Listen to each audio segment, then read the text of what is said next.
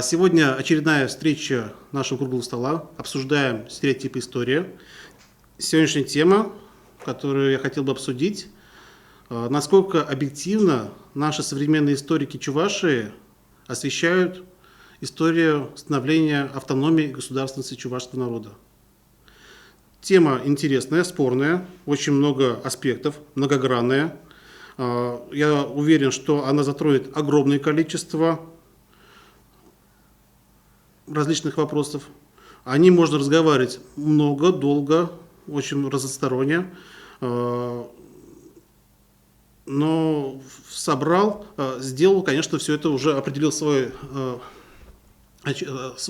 блок вопросов, то есть на сегодня, которые считаю важными, такими фундаментальными, такими значимыми.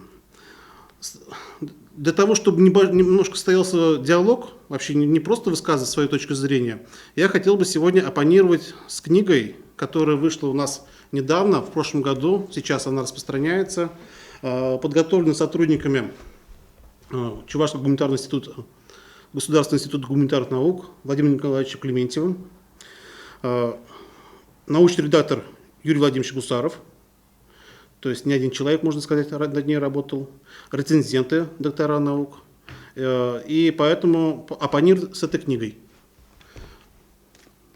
Книга считается как бы высшее достижение современной академической науки, и в ней собрано все, что как бы основной сок и выжимка достижений современной науки.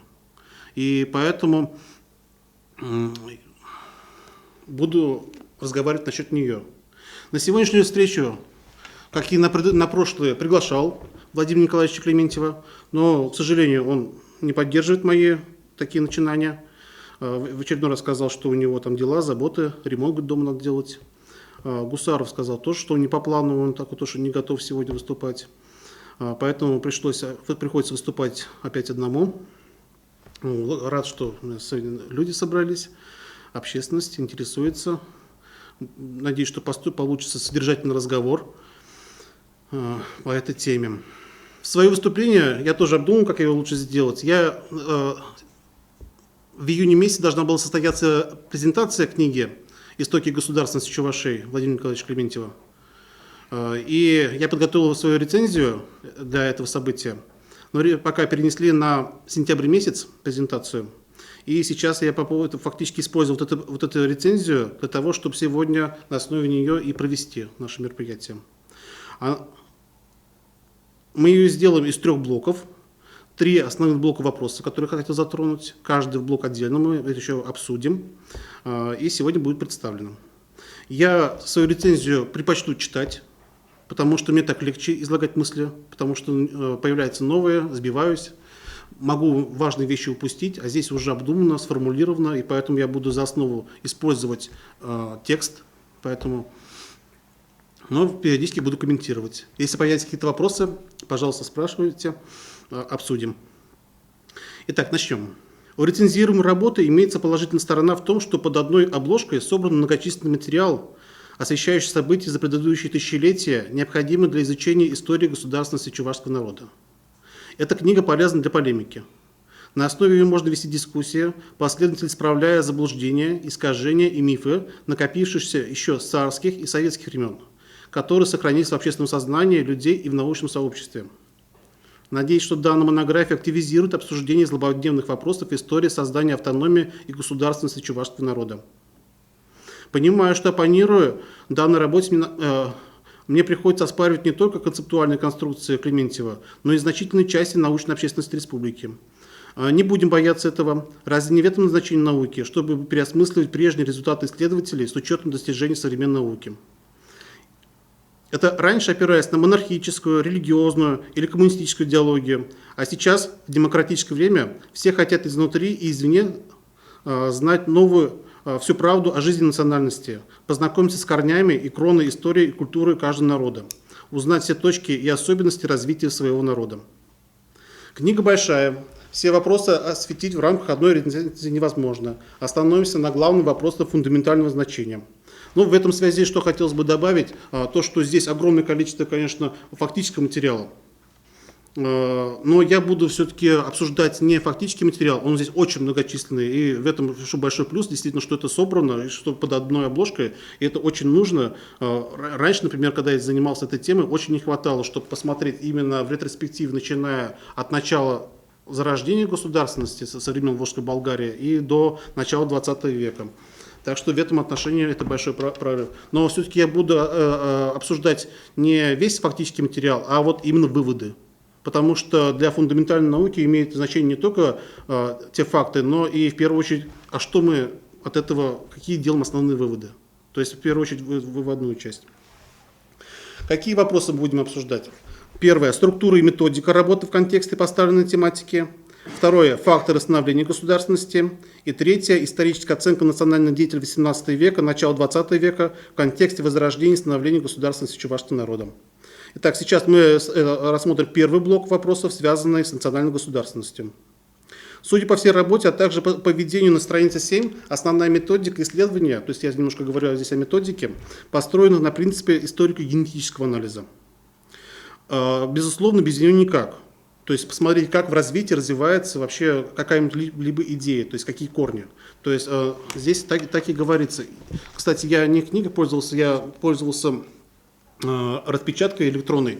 Здесь сделал там свои пометки многочисленные, поэтому я буду обращаться не к самой книге, а к копии, потому что я с ней пользовался. То есть он про методику пишет, что показать историко-генетическую связь между различными ее этапами.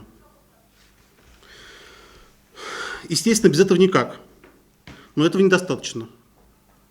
Вообще изучение государственности, то есть некая условная система взаимоотношений и взаимодействия различных социальных групп, изначально подразумевает активное использование историко-системного анализа. То есть он не представлен, то есть не в теоретической части и в практической, может быть, только практически не используется. То есть какие вопросы у нас историко-системные? То есть как это рассмотреть в системе? Что такое государственность? Какие ее виды бывают? Какие из них национальные? Ведь есть множество наднациональных государственностей. То есть есть у нас государства, которые уже для нас мы привыкли, что Россия это русские, чуваши это чуваши, китайцы это китайцы, там, да. Но есть ненациональные, например, Соединенные Штаты. Да? То есть там изначально это, есть, конечно, превалирование определенных элементов каких-то других этносов, но тем не менее там изначально ставится совершенно другой принцип, не этнический. Или Бразилия. Даже в названии, например, Бразилия происходит от слова вид дерева, который экспортировали с этих регионов. То есть не название какого-нибудь племени, или там, испанцев, или негров, там, или индейцев, а вот именно как территориальное понятие. Такие тоже бывают государственности. Вообще, что такое нация и какое оно имеет отношение к национальному движению? Важный аспект выявления признаков государственности. На странице 43 и в заключении на странице 316 автор говорит, что у предков чувашей, то есть болгар и сувар, в 7 и 8 веках были зачатки этнической государственности, а в 9 и 13 веках развилась их полная государственность. В то же время автор на странице 8 уходит от определения этих признаков.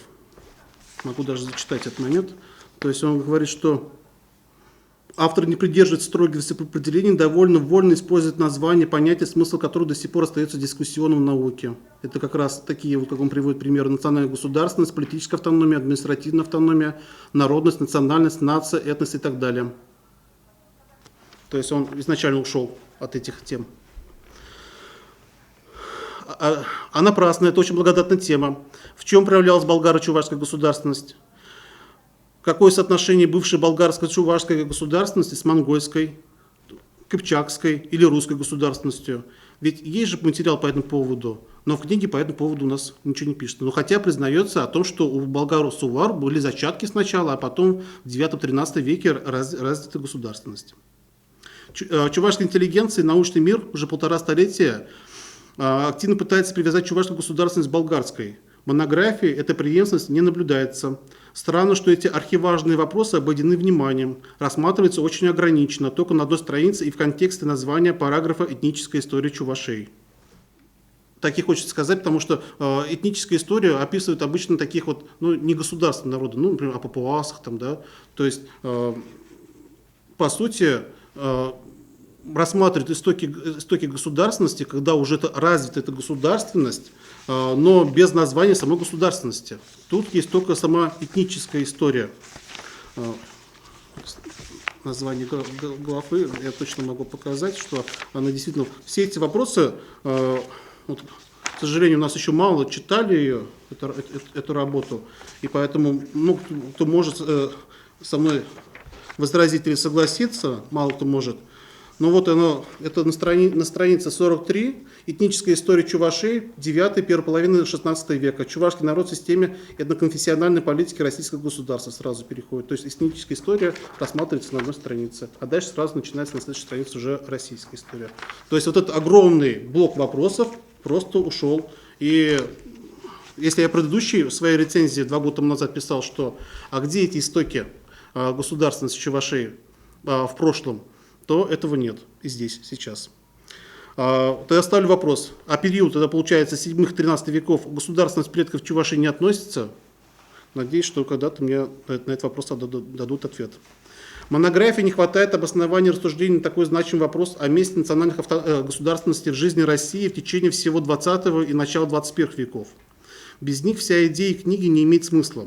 Как можно изучать то, что в полной мере не определено исследователем? Я не могу тут вдаваться в кропотливый анализ текста автора, это будет занимать много места и мало понятно широкому читателю, так как нужно обсуждать общетеоретические аспекты. Ограничусь только выводами, но настаиваю, что при необходимости могу развернуто и аргументированно их обосновать. То есть я буду только в выдержке отдельно, потому что там вроде как бы можно сказать, что там что-то, да, такие вопросы есть, но если разбираться, то на самом деле их там практически нет. Вот сейчас я некоторые примеры приведу. На странице 5 имеется попытка это сделать, где автор указывает, что различается национальный и государственный суверенитет. Там в частности пишется, вот он, введение дает краткий на полстраницы обзор становления государственности, причем только в 20 веке, там болгар нету, ничего нет, Волжской Болгарии. И когда вот пишется, что в 1925 году образовалась Чувашская АССР. И дальше вот такая идет фраза. Государственная правовая институализация чувашского этноса в виде советской автономии, выражавшей национальный, но не государственный суверенитет, явился одной из форм существования нации своего права на самоопределение. Чуваши стали субъектом самоуправления государственного властного характера.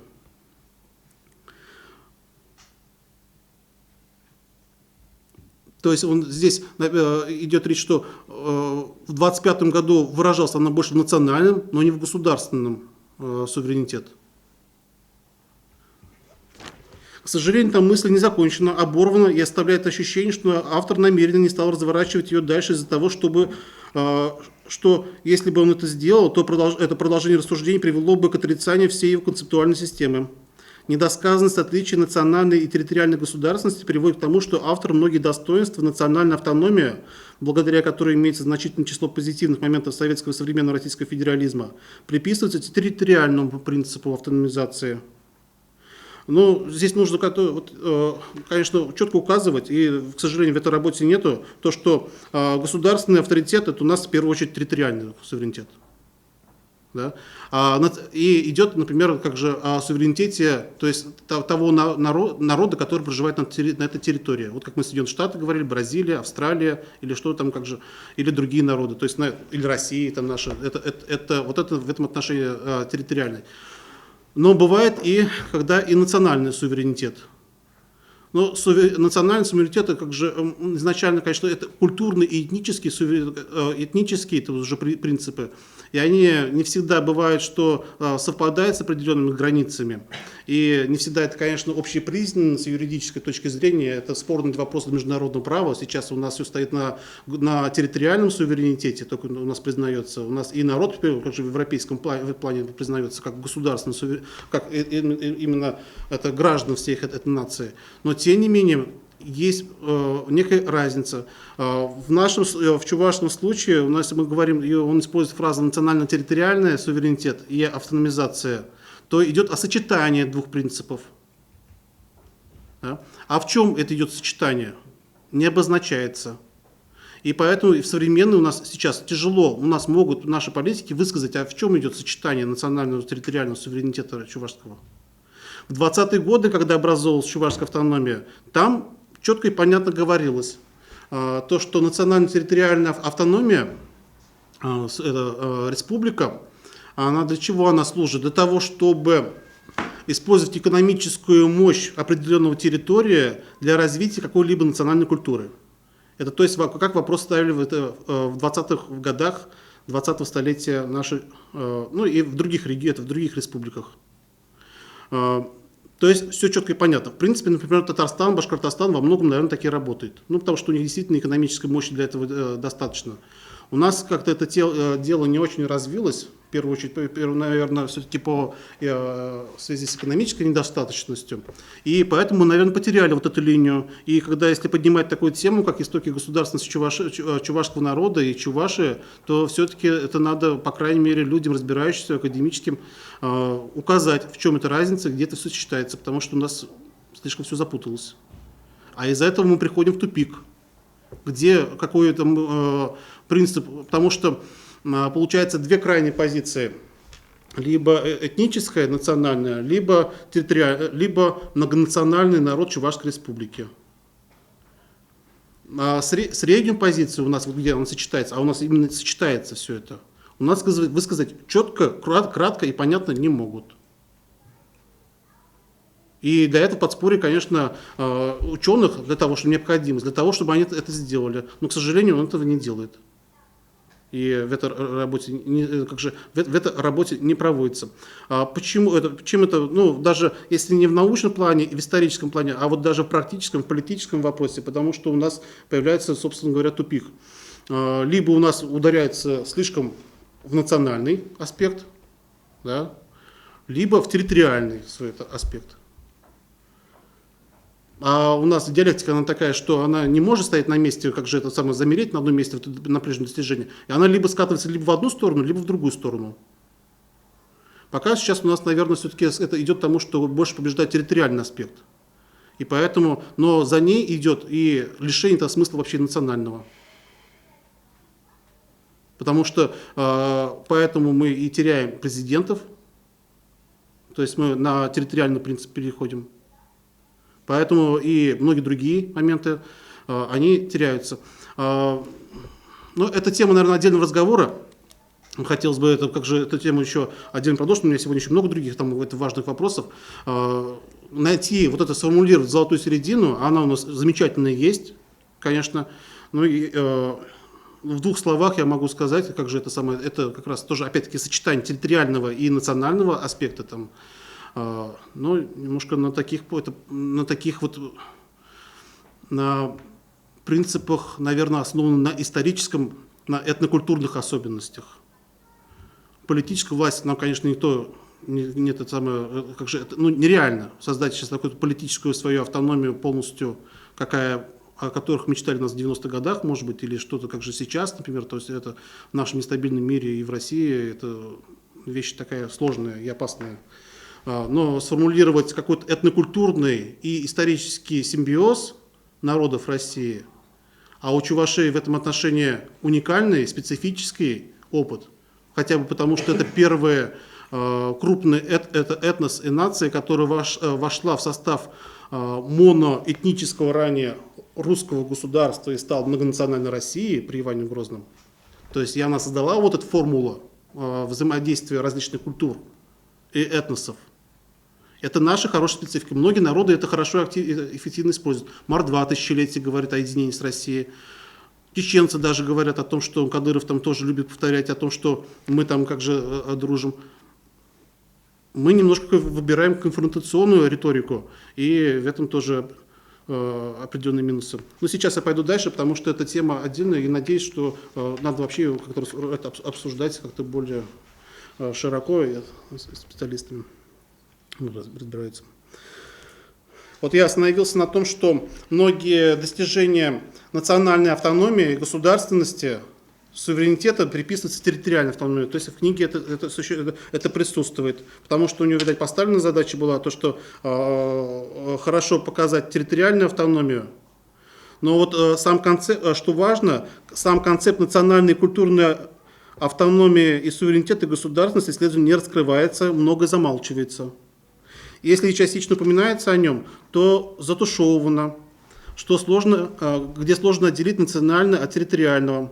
В результате такой замутненности даже пострадало необъективное освещение идеи культурной автономии, а сами носители этой идеологии, то есть, которые 100 лет тому назад у нас были, то есть все чувашские деятели не только 100 лет недавно, но и из глубин веков, потому что они стояли всегда вот именно за такой культурный принцип, то есть они не стремились к политической своей власти, автономии, а вот чтобы сохранять свою этнокультурную особенность и частично только участвовать в политическом процессе. Это с глубин веков, это и в Казанском ханстве было, и в русском государстве было, и дальше потом, и вплоть до 1021 года, то есть у нас это, моя прежняя монография этому тему была посвящена, что они как раз вот преимущественно культурную автономию, национальную автономию они добивались. Так вот, исследователь вот всех этих деятелей, начиная с глубин веков и вплоть до 1921 года, подвергает уничижительной и необоснованной критике, навешен на них ярлык, цитата, «морально-психологически и интеллектуально неуверенных». Именно так характеризовал их автор на странице 311, только за то, что они не безуспешно через многие тягости и лишения отстаивали в первую очередь национальный, а не территориальный принцип. Обоснованность такой оценки мы еще обсудим, а сейчас сделаем вывод, что в монографии обязательно нужен был отдельный раздел с теоретическим обоснованием понятия государственности, ее признаков, различия национально-территориальной, как это сочетается вместе, в чем сходство и специфика чувашского государства с аналогичными образованиями других народов России и мира. Рассмотрим некоторые детали, другие детали. Нечеткость понятийного аппарата на несколько порядков снижает значимость данной работы. То, что вот я еще раз говорю, что самый большой минус, это один из самых больших минусов, то, что нет четкого понятийного аппарата. То есть он просто сказал, что не буду объяснять, и все. Разбирайтесь с этим самым. Вот пытаюсь разбираться. Во введении абсолютизируется концепт автономной республики. То есть, когда он рассматривает 20 век, то есть 20-е годы, и там практически рассматривается только автономная республика чувашская. Хорошо, автор считает ее привлекательным, может быть. Но на самом деле, если быть честным, то наша средневековая государственность, она была не в полном смысле государственным суверенитетом, а как раз на автономной республике. Ну, и он, видать, тоже там считает, что если читаешь это введение, там, где на теоретические вещи, на такие, где в краткий анализ идет речь о автономной республике. Автор считает, видать, ее привлекательным, но совершенно не рассматривается такая форма самоопределения, как союзная республика, что для историка непозволительно, которая тоже появилась после распада самодержавной Российской империи. Может, автор имел в виду, что к РСФСР она не имеет отношения, но это неправда. Вспомним, что проект весны 1918 года Татаро-Башкирской Советской Республики носил именно направленность на создание союзной республики. Да и чувашские, татарские и башкирские деятели в течение всех 20-х годов 20-го столетия боролись за реализацию именно союзных и договорных принципов. То есть там эти вопросы не рассматриваются. Там только рассматривается только автономный аспект. А союзный, то есть не описано. Конечно, потом будет, может, описано во втором томе, это будет уже подробность описываться, но в короткой концептуальной части этого нет. Выведение, это страница 4-8, дается обзорный экскурс становления государственности Чувашии с 1917 года по настоящее время. Об этом, то есть то, что были союзные республики, не говорится ни слова, как будто это вообще не было. А ведь это немаловажно. В чем, например, разница между татарским и украинским народов, или чувашским с белорусским? Почему одним союзная, а иным автономная республика? Чем отличается федеративный принцип от союзного? Это совершенно не описано, и получается, что все вырвано из общего контекста событий тех времен. Такой подход исследователя может произвести впечатление только на малокомпетентного и малотребовательного читателя. Конечно, резко, но, к сожалению, это так. У меня других слов нет. Это еще аккуратно сказал. Также нет внятного определения, что такое культурно-национальная автономия. Чем вот этот закон о культурно-национальной автономии 1991 года, то есть современный, по которому существует культурно-национальная автономия, отличается от культурной автономии, которой добивались чувашские деятели в начале 20 века. От этого происходит подмена понятий. Когда сопоставляются две эти различные формы решения национального вопроса, и современные читатели их начинают путать между собой. То есть культурные требования начала 20 века – это и нынешняя культурная автономия где это клуб по интересам, просто люди по вечерам собираются, а там совершенно другое. Там очень сильный экономический, социальный, политический аспект, а не только там танцы и песни. И поэтому проблема, видал такое, люди читали книгу мою, и многие начинают спрашивать, там, как ты, что это, разве культурная автономия, это разве хорошо? Было бы хорошо, если бы там сделали бы. Я вот сначала начинал объяснять, что да, вот люди так хотели, а потом замечал, что люди просто замолкают, губы поджимают и отходят, и без комментариев просто они не понимают. Потом я все-таки понял, в чем проблема. То, что многие рассматривают проблему современности, я рассматриваю чисто исторический вопрос.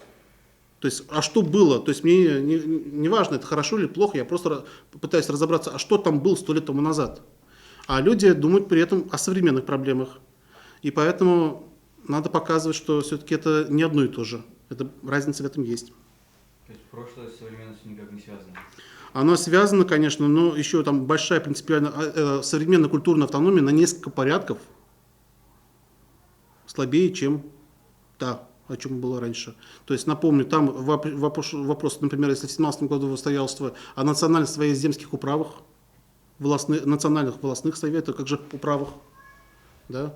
Потом сборе налогов своего населения на свои национальные нужды, о национальном пропорциональном делении государственного бюджета по количеству жителей. То есть это сейчас к нынешней культурной автономии, национальной культурной автономии, то, что сейчас существует, и прекрасно, что они существуют, но это совершенно разные вещи. Это просто как бы сейчас там чисто культурный аспект рассматривается, а тогда там был еще, повторяю, и социальный, и экономический, в первую, это, что значимо, и политический отчасти, но не полностью, конечно, потому что она предполагала, что власть будет все-таки государственной, то есть они с нами будут только совещаться, то есть принимать, но не к политическому самоуправлению. Но потом перешли к политическому управлению, но это отдельный разговор. Если мы будем так относиться к альтернативным правлениям, то тем самым мы теряем огромный инструментарий для постижения реальной исторической картины того времени. Так как и на территории РСФСР шла активная борьба национала за создание не только автономных республик, но и союзных республик, а также попыток реализации принципов национальной автономии. Это серьезный недостаток, так как лишает читателя реального контекста прошедшего. Я еще поставил вопрос в своем блоге о различных методиках исследования государственности. Вот я, в принципе, сторонник традиционной, то, что надо просто четко определить эти понятия и по ним работать. И я думаю, что ответ сам собой нарисуется. У нас для этого материал прекрасный есть, во многом уже известный, у нас уже наработки есть, но есть и другие направления. Кстати говоря, вот в чем еще большой минус этой книги, то, что там совершенно не показываются другие методики, другие выводы, и не анализируются. То, что дается просто, излагается с точки зрения автора. В итоге получается, честно говоря, как один мне написал там, в комментариях, там, то, что как культ личности получается, да, вот мнение одного человека. А это, еще раз повторяю, что это мнение наше, по сути, как бы вершина нашей горы. То есть, по крайней мере, можно было показать свою, но нужно было показать и другие альтернативные точки зрения. Да? То есть этим вопросом практически не занимался. Почему я еще хотел бы на это обращать внимание, значит, альтернативной точки зрения, потому что сейчас у нас тоже существуют различные подходы.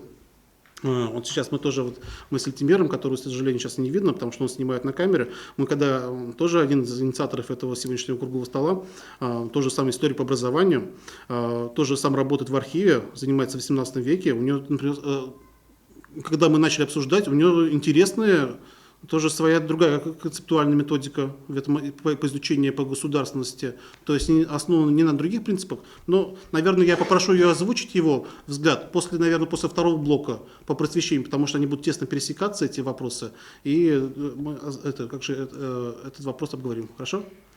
А сейчас, пожалуйста. Когда противопоставляется национальное и территориальное суверенитет, да, то есть мы предполагаем, что мы имеем дело с разными формами одной сущности. Такой вопрос. Что такое суверенитет? Что, может быть, тут проблема, поэтому проблема с определением национального. Суверенитет определен, это независимость отдельного государства. То есть, что он может на равных условиях, равных правах участвовать в диалоге с другими народами. Но в России у нас немножко другая особенность, потому что мы все-таки наши национально-территориальные наши суверенитеты объединены в федеративных отношениях с другими. И поэтому уже сейчас вопрос, что здесь получается уже суверенитет такой двуслойный. То есть, с одной стороны, мы можем сказать, но с учетом мнений всей России. Поэтому мы пользуемся этой фразой для того, чтобы не потерять самую главную сущность, по сути. Но мы как же используя вот этот федеративный принцип, нам нужно его.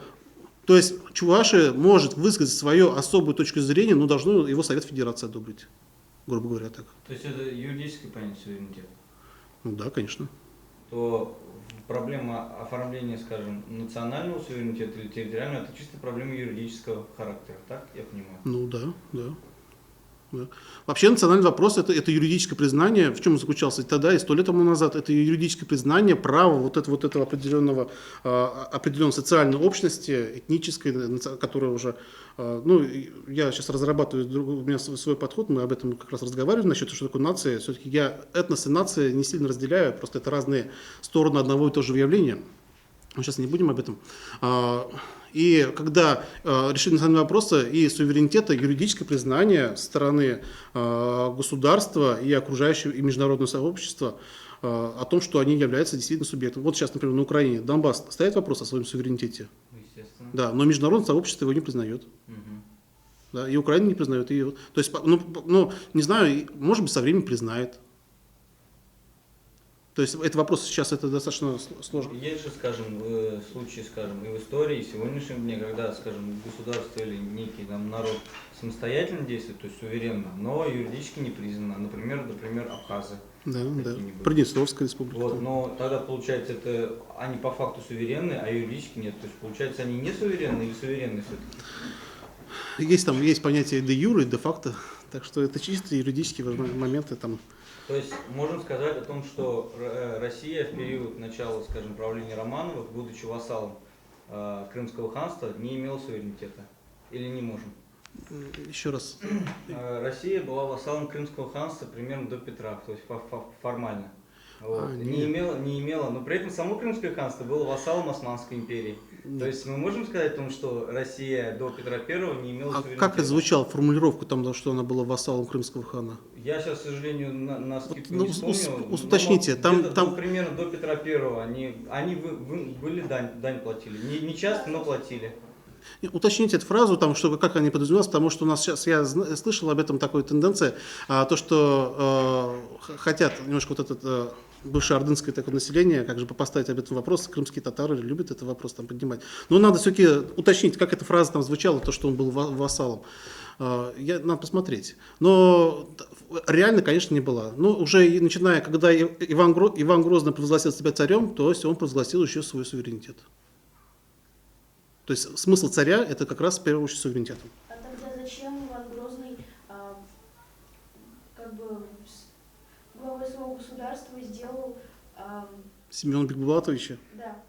Ну, там разные причины, говорят, и психологическая, там немножко… Нет, но бывает и юридическое, чтобы передать, как же эстафету власти, там, идеи белого царя. А тогда получается здесь, как бы, вот если мы выяснили, что есть суверенитет де юре, де факто, то может быть, как бы тогда и национальный суверенитет, и территориальный де юре, де факто надо рассматривать. Может быть, в разнице вот этих подходов и кроется непонимание территориального. Ну, да, конечно. Конечно. Вот возьмет какая-нибудь деревня, объявит свой суверенитет, или даже, ладно, хотя бы деревню, вот возьмут 3 человека, соберутся, скажут, мы объявляем суверенитет от всей России, там, как же это сам. Вы, в принципе, можете это как же считать своим суверенитетом до конца вашей жизни. Пока не столкнетесь уже с другой реальностью, и пока милиционер не придет, не поставит вас на место. То есть, если вы столкнетесь уже, тогда будет уже это самое столкновение. А пока, если вы не столкнетесь, может, и не будет этого столкновения. Так я к чему все веду? Может быть, тогда это проблема в целом, как бы, исторической науки, а не конкретно эту автору. Может быть, не стоит к нему предъявлять претензии по поводу того, что он там не определяет национальную культуру. А я претензии не насчет того, что, а то, что он ушел от определения терминов. Ну, как бы вы сами только что сказали о том, что термины, как бы, они вот двойное толкование. То есть, если бы он в это залез, я думаю, что книгу бы можно было вот такой вот написать только по этому вопросу. То есть, по этой причине Согласен. Ну, хотя бы надо было написать о сложности этого вопроса. Ну, если в таком форме, то да. То есть, это же делается, можно там написать, что этот вопрос не разработан, пока еще можно там это сделать, а так что… То, что есть разные дискуссии, и я умываю руки, это так неправильно. Ну, то есть, если мы понимаем, как бы, что суверенитет, допустим, юридический, то предполагается, что это разные юридические формы, национальные и территориальные. А если по факту, кто в каких признаках противостоят друг другу национально и территориально? Если по факту. По факту у нас это вопрос юридический такой, да. Но вон цыгане живут за своим. Пока что-нибудь не украдут, пока не придет милиционер, там как же не начнут ругаться, тогда у них не будет столкновения с законом, как же с юридической точки зрения. А пока так они живут по своим законам, по своей культурной автономии, по сути.